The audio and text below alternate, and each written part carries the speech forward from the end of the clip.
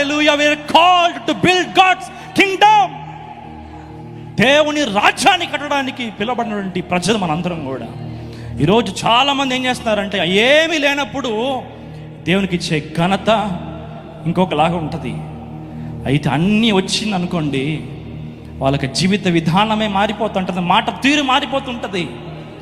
గోపురాన్ని కట్టుకున్నారయ్యా, మంచిదే, అయితే ఆ గోపురం ద్వారా నా దేవునికి మాత్రమే మహిమ రావాలనేది మన ప్రార్థనగా ఉండాలి.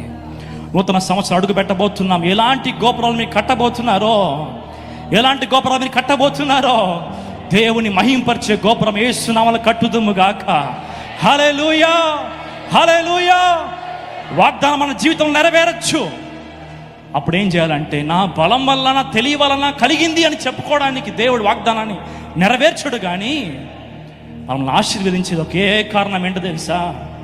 నా దేవుడిని యొక్క నామాన్ని మహింపరచడానికి. ఈరోజు చాలామంది చేసేటువంటి పొరపాటు ఏంటంటే, they are keeping god in the self.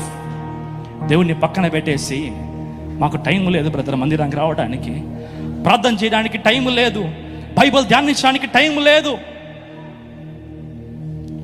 ఇవన్నీ కూడా చెప్పి కాలాన్ని గడిపేస్తూ ఉంటారు. ఒకవేళ ఇలాంటి విధానముతో ఈ సంవత్సరాన్ని ముగించుకుంటున్నామేమో, నూతన సంవత్సరం అడుగు పెట్టబోతున్నాం. Let's take a good resolutions in our lifes. మంచి ఒక తీర్మానముతో అడుగు ముందుకు పెడితే బాగుంటుంది కదా.